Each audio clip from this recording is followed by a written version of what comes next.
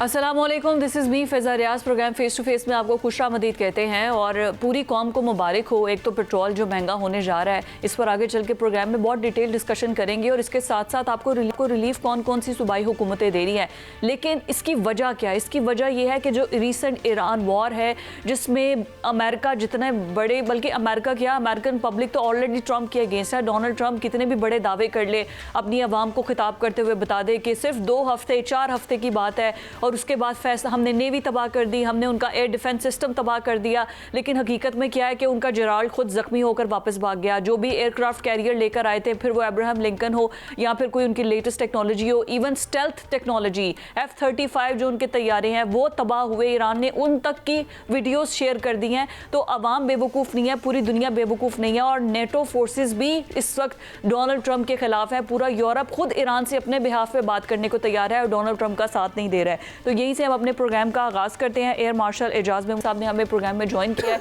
Sir, welcome to the show. और हमारे panelist Shahzad Bhatt साहब हमारे साथ प्रोग्राम में मौजूद हैं।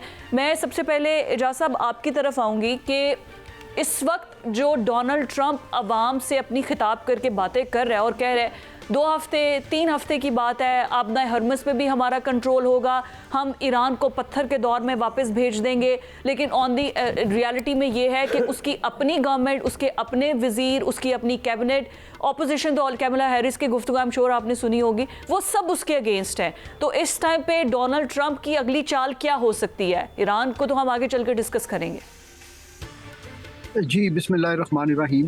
कल प्रेसिडेंट ट्रंप की तकरीर, जिसका सब लोगों को इंतज़ार था, वो मैंने भी बड़े इंहमाक से सुनी, लेकिन पूरी तकरीर सुनने के बाद बाकी लोगों की तरह मुझे भी ये ख्याल आया कि वो कहना क्या चाह रहे। तो 3 चीज़ें उसके बारे में मैं कमेंट दूंगा। पहली बात तो ये है कि it was a totally non coherent address for a person like president of United states, कि वो एक सांस में कोई बात कर रहे हैं, दूसरे सांस में कोई और बात कर रहे हैं और उनमें कोई रब्त नहीं है। फिर दूसरे, वो जो नैरेटिव बिल्ड करने की कोशिश कर रहे थे, उसके अंदर भी बहुत ज़्यादा डायकॉटमी।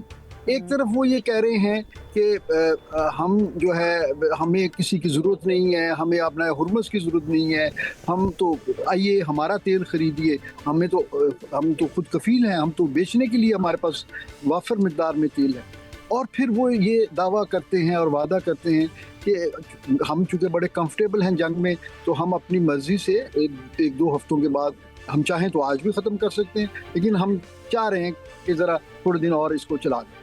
तो अब ज़ाहिर है सारी दुनिया को ये पता है कि ये सारी बातें झूठ हैं, इसके अंदर कोई भी एक फ्रैक्शन भी सच की नहीं है।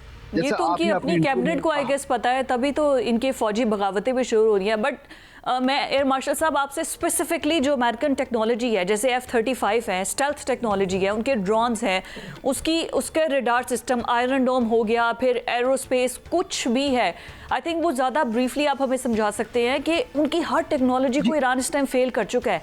इससे लेटेस्ट क्या ही है अमेरिका के पास जो अभी वो सरप्राइज दे सकता है? जी देखें, इसमें ना हमें एक बड़ी बुनियादी बात ये समझने की ज़रूरत है कि अमेरिका ने कोल्ड वॉर इरा में एयर और स्पेस में इन्होंने बहुत ज़्यादा डेवलपमेंट की और उस वक्त अभी दूसरे जो मुल्क थे, यानी चाइना टेक्नोलॉजी में इतना एडवांस नहीं था और रशिया जो था उनकी टेक्नोलॉजी भी इनसे इन्फीरियर थी। तो उसी गुमान में ये अपने जो है बिल्ड करते रहे वेपन सिस्टम्स।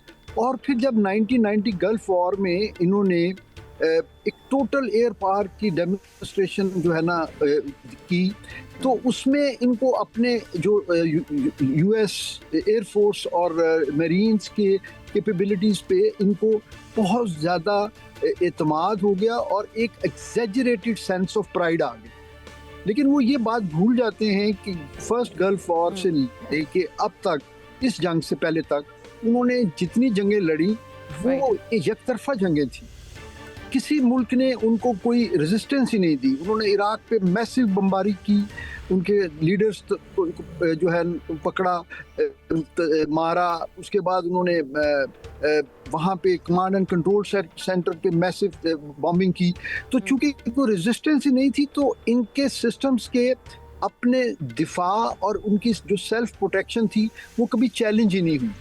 ये पहली जंग है इजराइल और अमेरिका के पर्सपेक्टिव में कि जिसमें उनके डिफेंसेस जो हैं, उनकी सेल्फ प्रोटेक्शन जो कैपेबिलिटी है प्लेटफॉर्म्स की, उसको चैलेंज किया गया। और उसको ईरान ने चैलेंज किया अपनी ड्रोन टेक्नोलॉजी से, अपने मिसाइल टेक्नोलॉजी से और अपनी इलेक्ट्रॉनिक वॉरफेयर की इंटरफेरेंस के साथ। और वो यही बात है ना, वो जो एक भरम बना हुआ था, वो जो एक गुब्बारा फुला के अमेरिका बैठा हुआ था कि हमसे एडवांस कोई नहीं है, we are the super power.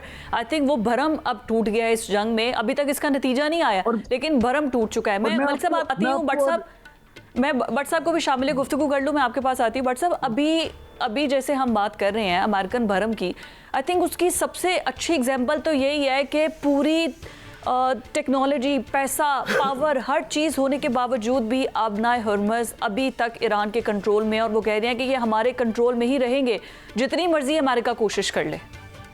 दुरुस्त फरमा रही हैं फिजा, आबनाए हुर्मुज़ इस वक्त 100% जो है वो आप देखें ईरान के कंट्रोल में है। और वहाँ से जो जहाज़ गुजर रहे हैं, आई फील प्राउड जब उनके ऊपर पाकिस्तान का झंडा लहरा रहा है और पाकिस्तानी आवाम जो है वो देखकर हंस रही है, खुश हो रही है, और भारत मोदी जो है वो सड़ रहा है, नेस्तो नाबूद हो रहा है। बात ये है कि जब ये जनरल साहब एजाज महमूद साहब हमारे भाई ने बात की है, वो बहुत तगड़ी बात एयर मार्शल साहब ने अभी फरमाई है कि उसको ज़रूरत नहीं। वो ठीक कहता है, ट्रम्प कहता है कि वेनेजुएला के बाद उसके पास इतना पेट्रोल आ गया कि मशरक़ वस्ता में जो पेट्रोल है उसकी उसको ज़रूरत नहीं है। ओ भाई, मर तो हम गए ना, नुकसान तो पाकिस्तानी कौम का हो गया ना, तेल तो साढ़ा महंगा हो गया है ना, 3 अरब रुपए की हुकूमत ने सब्सिडी दे भी दी, अखराजात में भी कमी की, उसके बावजूद गुज़श्ता रात भी आपने देखा एक और फिर प्राइस इंक्रीज हो गई हमारी। आबनाए हुर्मुज़ से जितना नुकसान पूरी दुनिया को हो रहा है, वहाँ शख्स है ट्रंप और उसका मुल्क, वो अभी तक बचा हुआ है क्योंकि उसके पास वेनेजुएला का पेट्रोल जो है वो मौजूद है। बात यहाँ पर यह है कि पूरी दुनिया जो है ना, ये बीबी नेतन्याहू को पसंद नहीं कर रही। आप फ्रांस की मिसाल ले लें, आप जर्मनी की मिसाल ले लें, आप बोस्निया की मिसाल ले लें जहाँ अक्सरियती मुसलमान ममालिक है, और वहाँ तो फुटबॉल के ऊपर जनाब वो आए हैं। इसराइल वाले उन्होंने कहा हाथ मिलाएं, तो बोस्निया ने कहा हाथ मिलाने से इनकार कर दिया। अब ये देखें ना, ये नफरत की एक लहर चल रही है, पूरी दुनिया में चल रही है।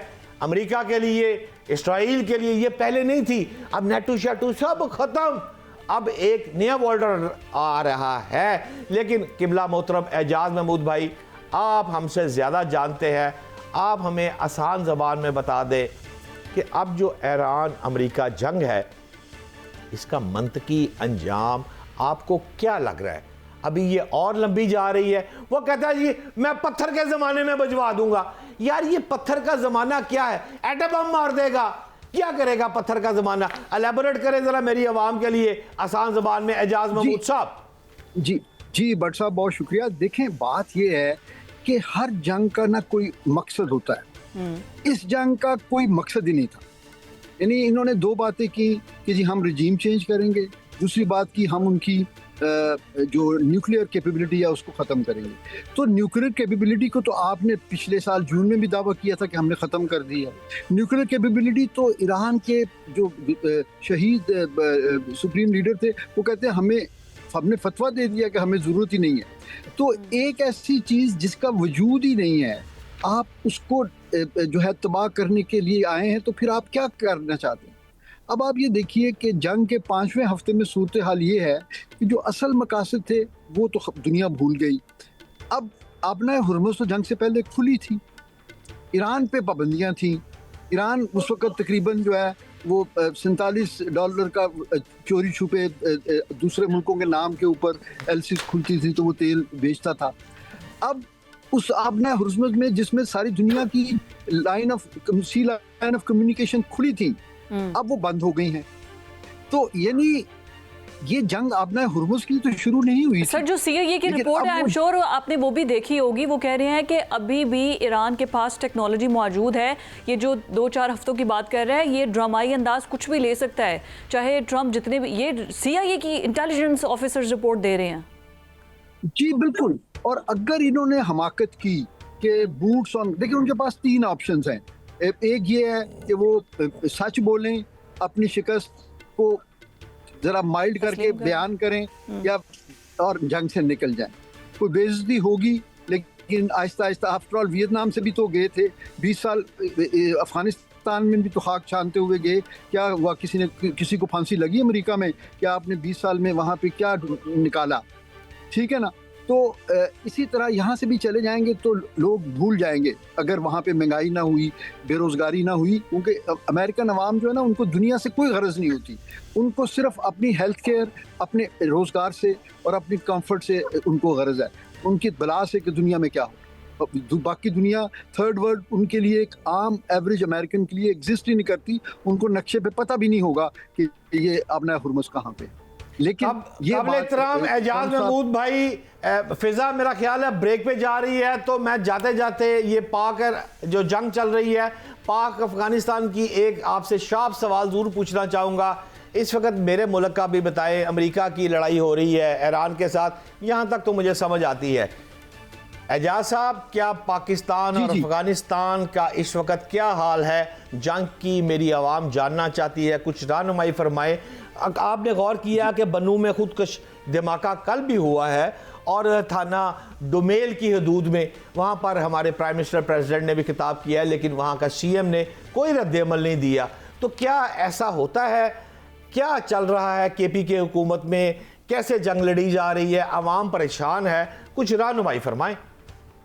जी, ये बड़ी मेरे ख्याल में बदकिस्मती की बात है कि एक ऐसा सूबा जो गुज़श्ता कई सालों से जेन्युइनली टेररिज्म की वजह से हालत जंग में है, उस सूबे का अपनी फेडरेशन के साथ एक डिस्कनेक्ट, ये जो पॉलिटिकल, ये जो वैक्यूम हमने क्रिएट किया हुआ है, इसमें मैं समझता हूँ कि दोनों साइड से इन लोगों को होश के नाखून लेने चाहिए और ये रिकंसाइल करें।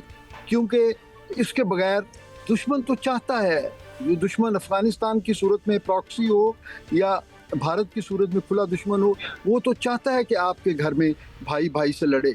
लेकिन हमें तो इतनी अकल समझ होनी चाहिए ना कि हम दुश्मन के हाथ में तो आलाकार ना बने। हमें अपने इन चीज़ों से, देखिए दुश्मन को इस बात से कोई गरज नहीं है कि हम शिया हैं या सुन्नी हैं। उनको इस बात से कोई गरज नहीं है कि भट्ट साहब पंजाबी बोलते हैं और एजाज साहब पश्तो बोलते हैं। उसने हमें मारना है तो उसने हमें मुसलमान समझ के मारना है, उसने हमें पाकिस्तानी समझ के तबाह करना है। उसका वाहिद मकसद यही है। ये तो हमने अपनी अपनी जो है 1.5 ईंट की मस्जिदें अलग बनाई हुई है ना, और ये भी सारी फितना जो है ये अंग्रेज यहाँ छोड़ गए। आज से 200 साल पहले क्या यहाँ कोई बरेलवी था, कोई देवबंदी था? शिया सुन्नी का किसी को पता नहीं होता।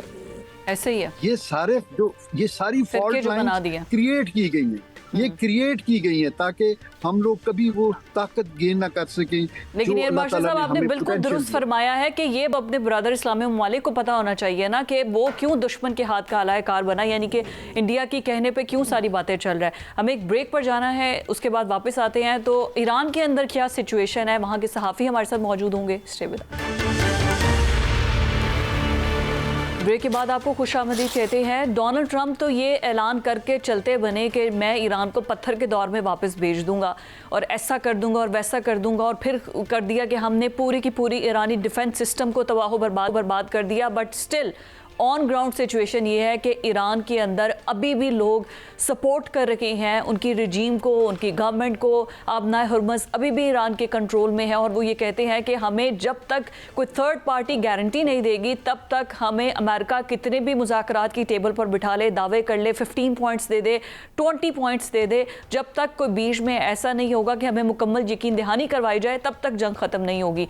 बाकी ईरान के अंदर क्या सिचुएशन है, ऑन ग्राउंड ईरानियन लोग क्या सोच रहे हैं, हमारे साथ इरना के ब्यूरो चीफ हमारे साथ मौजूद हैं अफजल रजा साहब, उनको प्रोग्राम में खुशामदीद कहते हैं। शो अफजल रजा साहब, मुझे ये बताइएगा कि अगर मैं आपसे सिंपल पूछूं कि जैसे डोनाल्ड ट्रंप धमकियां दे रहा है, कह रहा है कि ईरान को पत्थर के दौर में वापस भेज दूंगा, उसका मतलब यही है ना कि बिल्कुल तबाह बर्बादी कर देंगे, जो इंफ्रास्ट्रक्चर है, जो एनर्जी पावर प्लांट्स हैं, सप्लायर्स हैं, सब कुछ है। अगर सब कुछ तबाह हो जाता है, खुदा ना ख्वास्ता, कोई प्लान बी तैयार करके रखा हुआ है ईरानियन गवर्नमेंट ने, और पब्लिक के अंदर के क्या जज्बात है, वो क्या सोच रहे हैं जो डोनाल्ड ट्रंप ने धमकियां दी हैं? बिस्मिल्लाहिर्रहमानिर्रहीम। मैं आपका शुक्रगुजार हूँ मुझे अपने प्रोग्राम में मदऊ करने के लिए। देखें, एक सदर जिसके खिलाफ अपने मुल्क में लाखों अफराद सड़कों पे हैं और अपोजिट टू ईरान वो अपने लिए रजीम चेंज का मुतालबा कर रहे हैं, अपने सर के ऊपर मुसल्लत होने वाली बादशाहत के खात्मे का इंतज़ार कर रहे हैं। उस सदर के बयान की क्या हैसियत है जब उनकी पूरी की पूरी तारीख 250 साल पर बमुश्किल शामिल है और वो ऐसे सिविलाइज नेशन और रियासत को अपनी ये मन घड़त बातों से धमका देता है जिसकी 5000 ईयर सिविलाइजेशन है। आई मीन जब ये जो अमेरिकी वॉर सेक्रेटरी ऑफ वॉर है पेग हेगसेथ, जब वो एक ट्वीट करते हैं कि throughout to the stone age, तो शायद 250 साल पहले जब इनके फोर फादर इस मुल्क के आमद से पहले जब ज़माना ये पत्थर में रह रहे थे, उस वक्त ईरान उससे पहले कोई 4500 साल पहले एग्जिस्ट कर रहा था। तो आई थिंक ये धमकियामेज और तौहीन आमेज बयान के साथ साथ इसकी बड़ी हिस्ट्री है। इससे ये मालूम होता है कि वो शिकस्त को अपने अंदर तस्लीम करते हुए उन्हें इतनी प्रेशर सहना पड़ रहा है कि ऐसी बातों का वो सहारा ले रहे हैं।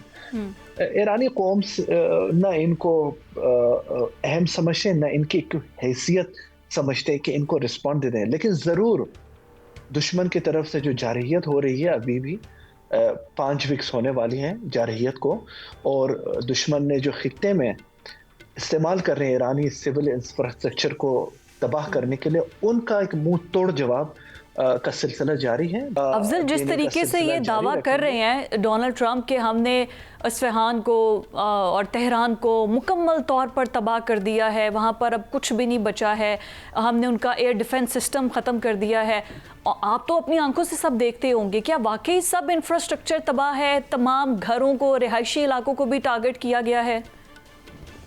देखिए, जंग के आगाज से अभी तक तेहरान समेत मुख्तलिफ बड़े शहरों में, सूबाई दारुल हुकूमतों में, खुसूसन उन जगहों पर जहां दुश्मन ने सिविलियन इंफ्रास्ट्रक्चर को डिलीवरेट टारगेट किया, सिविलियन की शहादतें हुई और बहुत डैमेजेस किया गया, वहां पे एक पब्लिक गैदरिंग होती है बड़े पैमाने पर। 3 टाइम पे गैदरिंग होती है मैडम वहां पे, ताकि लोग आके अपने मुसल्लह अफवाज और हुकूमत और रियासत के साथ यकजहती का इजहार करें। ये एक वो रेजिलियंस कौम का जवाब है जिसके बरअक्स जो जारिह ताकतें ईरान पर हमला करने की जुर्रत की, उनके खिलाफ तो अपने मुल्क में आवाम सड़कों पे निकली हुई हैं। आप देख रहे हैं कि गुज़श्ता दिनों में फिलाडेल्फिया, चिकागो, सैंटियागो, DC में, न्यूयॉर्क में कितने लोग, और यूरोप की आवाम उनका साथ देते हैं, वो निकले हुए हैं।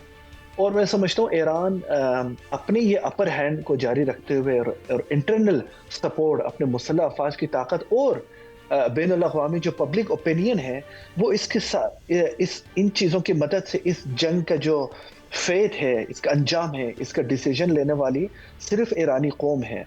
साहब, मैं आपकी तरफ आती हूँ। अभी ये जो अमेरिकन पूरे के पूरी चीफ ऑफ स्टाफ को निकाल दिया जाता है, बगावत हो रही है अमेरिका के अंदर, अवाम तो खिलाफ हो गई है ना गवर्नमेंट के, अब ये जो फौजी बगावत का आगाज़ हुआ है, इसका इम्पैक्ट क्या होगा?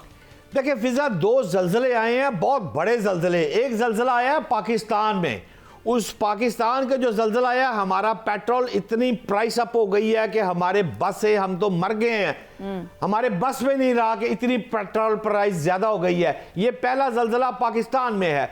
दूसरा ज़लज़ला जो है वो अमेरिका में आया है। अमेरिका में आप देखें ना, 2027 तक रहना था, किसने?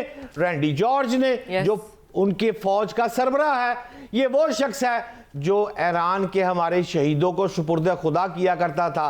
आज देखे ना जल्जला अमेरिका में आ गया है। जब जल्जला आया है तो वहां के जो वजीर दफा है पीट हेक्सेट, उन्होंने उसको फारग किया, बजौर ताकत फारग किया, अमेरिकी अटॉर्नी जनरल को फारग किया।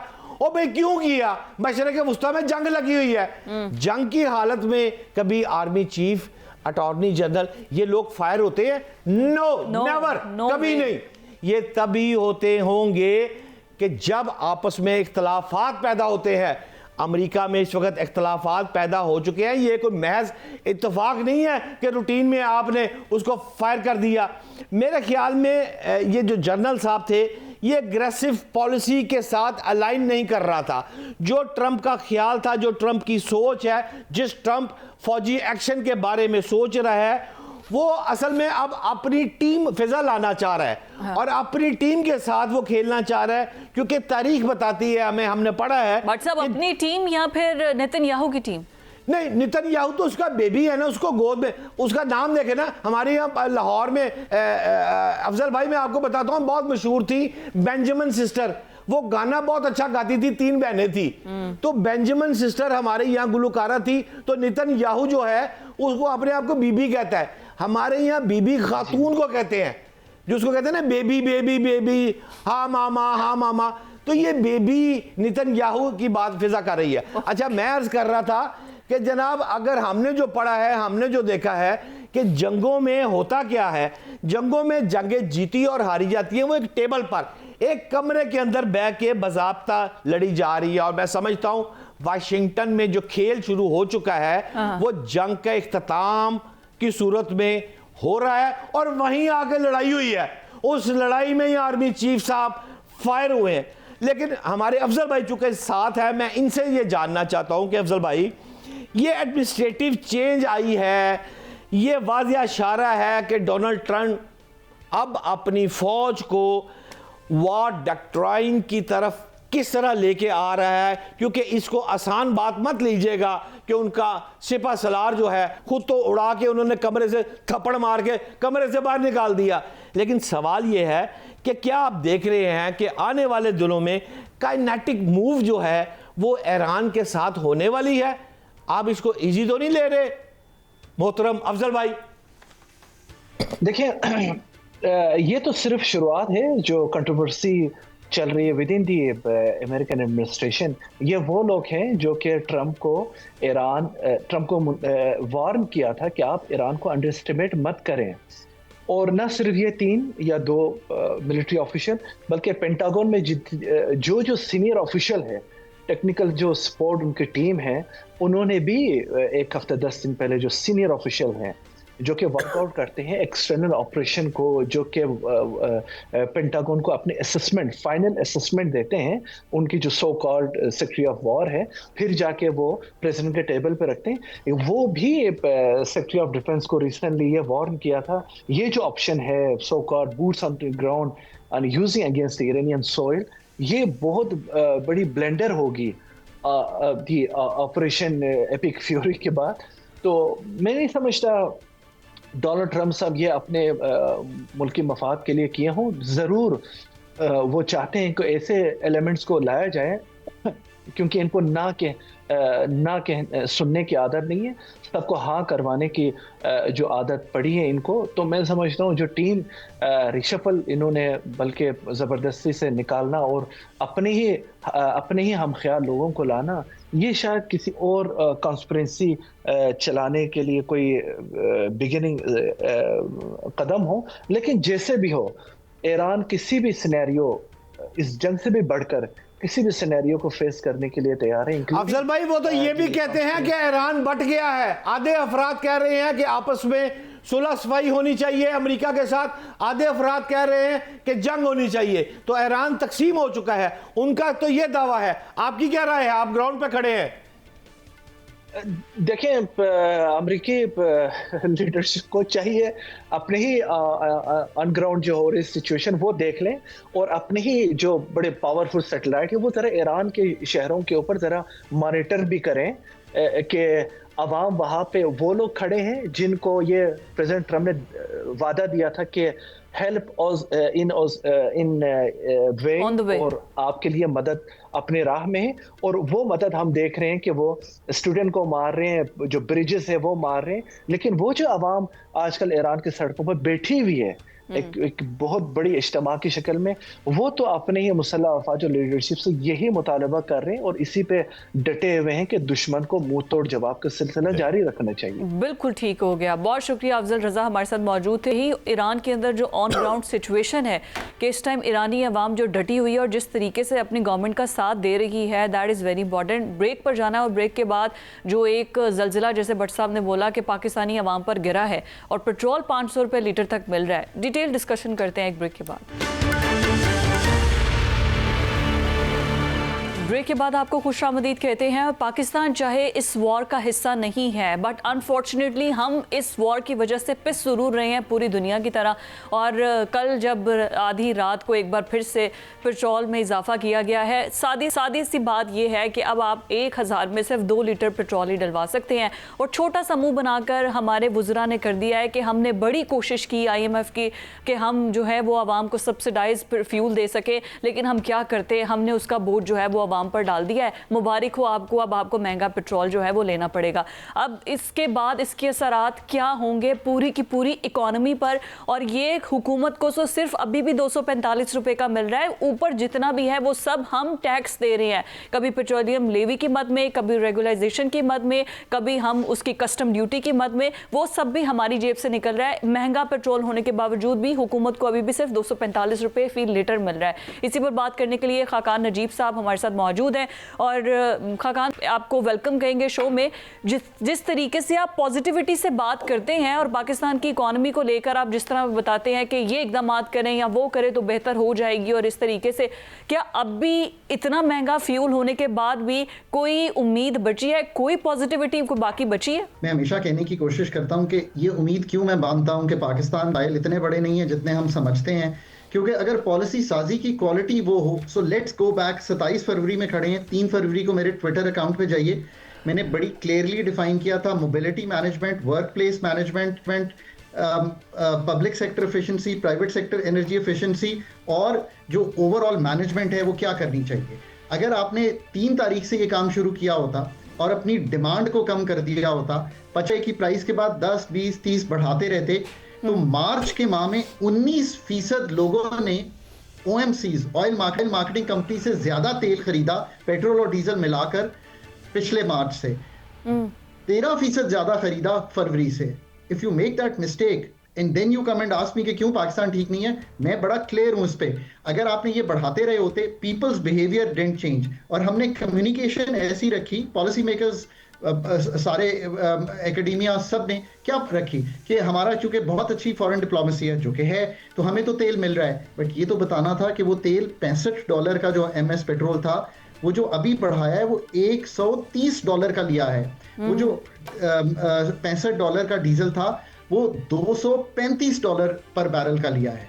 सो तेल मिल नहीं रहा था, तेल की सप्लाई डिसरप्ट होने की वजह से तेल बहुत महंगा मिल रहा था, इसलिए conservation was your best friend.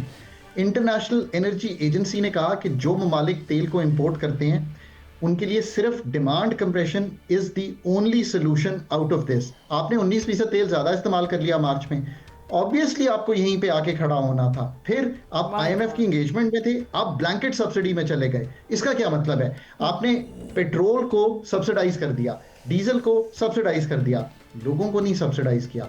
1800 CC वाला होंडा में पेट्रोल डलवाया, उसने फ्राइडे को समझा और मरी चला गया पूरे पंजाब से। इसी तरह कराची वाला सैर करने मोहनजोदारो चला गया। समझने की बात यह, ये मैं आसान मिसालें इसलिए देता हूँ, people's behaviour, people did not realise we were going through the biggest oil shock since 1973। आज भी ये रियलाइज करें, सप्लाई 20% कटी हुई है, कीमतें 65। लेकिन अगर पब्लिक ट्रांसपोर्टेशन को ही बेहतर बना देते तो फिर आप जैसे कह रहे हैं कि चलेगा, अगर कोई सैर को निकल गया, कोई कहीं भी निकल गया, ये तो ह्यूमन बिहेवियर है ना, ऐसा होगा, कभी फैमिलीज, कभी बच्चे, व्हाट्सोएवर, फॉर एनी रीजन। हम मेट्रोपॉलिटन सिटीज़ तो बन गए हैं, लेकिन हमने पब्लिक ट्रांसपोर्ट उस तरीके से किया नहीं। अब जैसे पंजाब गवर्नमेंट ने कह दिया है कि मैं पब्लिक ट्रांसपोर्ट को फ्री करूं, तब के लिए वो कितने 20% 30% को कवर करेंगे। हम लोग जो आ रहे हैं, ऑफिस आ जा रहे हैं, वो तो एट द एंड इवेंचुअली अपना फ्यूल करके आएंगे ना। तो आपके आवर्स लंबे कर दें, मतलब एक मिसाल देता हूँ, मतलब 8 से शाम को 6 बजे तक एक दिन दफ्तर चलाएं, 3 दिन चला लें, बाकी 50% को अगले 3 दिन कहें कि वो वर्क फ्रॉम होम कर लें, बेशक 6 दिन काम करें। आप इनोवेटिव सॉल्यूशंस नहीं लाएंगे। और फिर आपने जो बात की है ना, वो असल सॉल्यूशंस हैं। सिटीज राइज की होती, लोग पैदल दफ्तर जा रहे होते, क्योंकि आपने कहा कि नहीं हम सिटीज को बढ़ाते चले जाएंगे। मतलब मेरे घर से लाहौर जो है अब 30-30 किलोमीटर तक भी लाहौर ही चल रहा है। मतलब मैं हैरान हूँ। You know, I am not going to a wedding tonight, I am not going to a mehndi yesterday, because मैं ये समझता हूँ कि ये मेरा बिहेवियर सही नहीं होता अगर मैं जाता। वो यहाँ से 25 किलोमीटर दूर है। सो लोगों को हमने बराबर नहीं किया कि असल प्रॉब्लम इतनी बड़ी थी। आप लग्जरी, ये लग्जरी अगर आप चले जाते हैं शादी पर, तो ये तो बड़ी एक लेविश हो, हर कोई अफोर्ड नहीं कर सकता। बट सब आपको भी मैं शामिल गुफ्तगू करती हूँ। एक सेकंड आगे चलिए। सॉरी, आपने कमर्शियल एरिया सारे खुले रखे और स्कूल बंद कर दिए यार। आई मीन कम ऑन, हुकूमत ने ही कहना था कमर्शियल एरियाज वालों को कि आप कमर्शियल एरिया बंद करें। वो जो प्राइवेट सेक्टर की लीडरशिप है वो भी तो ये बात समझती है ना कि this is not the right thing to do. Restaurants के टाइमिंग को कम कर देते। देखें, आपने लॉन्ग टर्म तो काम किए ही नहीं हुए, जिसमें फ्रेट कैरी कर रहे हैं सारा हाईवेज पे, वो कॉस्ट कर रहा है फॉसिल फ्यूल्स में। ट्रांसपोर्ट कैरी कर रहे हैं सारी उस पे हाईवेज पे, वो कॉस्ट कर रहा है फॉसिल फ्यूल्स में। पाइपलाइन गैस पाइपलाइंस में फ्यूल कैरी करने की बजाय कैरी कर रहे हैं हाईवेज पे। लॉन्ग टर्म काम नहीं किए हुए। सोलर लॉन्ग टर्म किया था, वो आपकी बचत साबित हो गया। So what I am trying to explain is कि ना आप अगर लॉन्ग टर्म काम करेंगे और ना ही शॉर्ट टर्म में इतना रिस्पांस देंगे। और तो अभी भी कोई पता नहीं है कि प्राइसेस जो है वो मजीद बढ़ जाए। बट सब आप बताइएगा कि अभी जिस तरीके से आपका तो डायरेक्ट बाहर निकलते होंगे, पब्लिक आपको कहती होगी कि भाई फ्यूल इतना महंगा हो गया, कोई जवाब है आपके पास देने को, कोई तसल्ली देने को? देखिए फिजा, बात यह है कि पाकिस्तान पर इस वक्त 81,000 रुपए के कर्जे हैं और हर पाकिस्तानी जो है वो 3,25,000 रुपए का मकरूज है। हमसे पूछ के लिए? ये हमने नहीं लिए, ये आपकी दादा अबू के ज़माने में भी IMF से कर्जे लिए जाते थे। जब से पाकिस्तान बना है ये तब से कर्जे चल रहे हैं। ये कोई नवाज शरीफ, इमरान खान, ये किसी ने नहीं लिए, ये एक पैटर्न चल रहा है। इस वक्त कर्जे मौजूद हैं। एक बात, गरीब आदमी जो है वो IMF की शराइत पूरी करते करते इस वक्त बढ़ रहा है। यहाँ तक ये बात दुरुस्त है। बात यह है कि 1 लीटर पेट्रोल पर शहरी 211 रुपये 26 पैसे सिर्फ टैक्स अदा कर रहा है। मतलब आवाम रुल गई है। यहाँ तक मैं बिल्कुल ठीक हूँ, लेकिन दूसरा पहलू जो है वो भी ज़रूर मंजर-ए-आम पर लाना चाहिए कि अगर मरीम नवाज़ ने, पंजाब हुकूमत ने orange line train, metro bus service, speedo bus, green electric bus में सफ़र के दौरान तमाम शहरियों को फैसिलिटेट कर दिया है कि आप टिकट ना लें, आप फ्री करें। मोटरसाइकिल सवारों को सब्सिडी देने का फैसला किया गया है।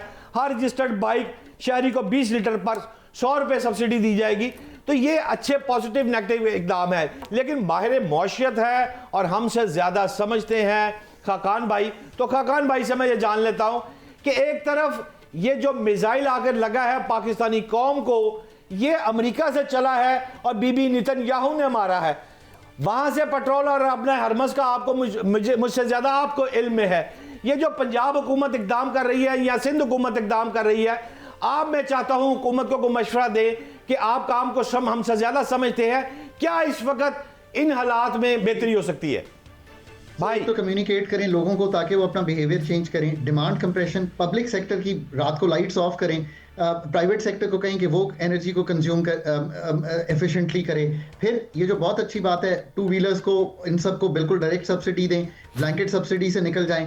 BISP के थ्रू लोगों को एक वन ऑफ पेमेंट जरूर करें। उसका मतलब ये है कि लोग जो कि मोटर बाइक भी नहीं रखते उन तक भी पहुंचना है। और आखिरी बात, PDL जिसका आपने जिक्र किया, IMF से डिस्कस करके उसमें थोड़ा सा रूम लें ताकि आपको पेट्रोल की कीमत में थोड़ी सी ईजिंग 10-20 रुपए की कर लें, ताकि लोगों को एक थोड़ा सा सहारा हो जाए कि ये भी कर रहे हैं। ये एक ओवरऑल चीज़ है। डिमांड, कंजर्वेशन, एनर्जी एफिशिएंसी और पीपल्स बिहेवियर इन अ वे कि this is the biggest shock, this is the Khaqan sir, आप बार बार पीपल बिहेवियर कह रहे हैं, ये पीपल बिहेवियर से ज्यादा गवर्नमेंट बिहेवियर नहीं होना चाहिए कि वो अपने प्रोटोकॉल की गाड़ियां और सब कुछ सबसे पहले वो खुद स्टार्ट करे ना, हुकूमती गाड़ियां लेना छोड़े, सब पॉलिटिशियंस इतना तो कमा रहे हैं ना कि वो अपनी ट्रांसपोर्ट, अपनी गाड़ियां, अपने प्रोटोकॉल, अपने स्क्वाड को खुद अपनी टैंक बढ़ाए, फिर पता चलेगा कौन कितनी गाड़ियां पीछे रखता है। Ma'am, when I say people, I mean the rich, the middle income, the lower, the authorities, the private sector leaders. I mean academia. I mean the people of Pakistan. That's why I say people. Everyone has to realize that they have to change their behavior. इसी तरह अपनी oil consumption को अब अप्रैल में drop करवाएं ताकि आप खुद भी आपके बोझ ना पड़े और आपके जो बैलेंस ऑफ पेमेंट्स है उस पर भी बोझ ना पड़े। अपना बिहेवियर घर के पर्दे गिरा दें, आपको बिजली कम इस्तेमाल करनी पड़ेगी in terms of air conditioning. These are the things which will get you out, और कोई तरीका नहीं। लॉन्ग टर्म मेजर्स आज ले लें, एनर्जी एफिशिएंसी, जिसका मतलब ये है कि फ्रेट रेल पे कैरी होगा, इंडिजनाइजेशन ऑफ एनर्जी, इसका मतलब ये है कि पन भर बिजली बनाएंगे, पानी से बिजली बनाएंगे, सोलर से बिजली बनाएंगे, विंड से बिजली बनाएंगे, थर्कोल को यूज करेंगे, हाइड्रोकार्बन्स को यूज करेंगे। खाकान भाई आप ठीक कह रहे हैं, फिजा ब्रेक पे जा रही है। लास्ट सवाल शार्प है, इसका शार्प जवाब दीजिएगा। अगले महीने आपको पाकिस्तान कैसा नजर आ रहा है खाकान भाई? देखिए, आई थिंक इन्फ्लेशन बढ़ी हुई होगी, अप्रैल मुश्किल गुजरेगा, रेमिटेंसेस भी शायद थोड़ा सा डेंट लेंगी, एक्सपोर्ट्स पे भी थोड़ा प्रेशर रहेगा। सप्लाई साइड के जितने अच्छे मेजर्स लेंगे, मे बी कुछ स्मॉल माइक्रो एंटरप्राइजेस को कुछ पैसे दे के भी संभाल लें, कुछ इस तरह की इंटरवेंशंस भी सोच लें ताकि ये अप्रैल गुजर जाए। May onwards may be things will start moving towards normalization. बिल्कुल ठीक हो गया, बहुत शुक्रिया। और आई होप सो कि things would start in a better way, in a better shape, क्योंकि अभी इस टाइम पे अगर फ्यूल की प्राइसेस को मज़ीद इंक्रीज़ किया गया तो फिर हद हो जाएगी, क्योंकि हमारी जो फिक्स्ड इनकम है, जो मंथली इनकम है, वो तो उतनी मिलनी है, उस पर इंक्रीमेंट नहीं लगना, और इसी में हमने फ्यूल का गुजारा भी करना, और फिर फ्यूल के साथ साथ each and everything is going to be increase. आज के प्रोग्राम से इतना ही, अल्लाह हाफ़िज़।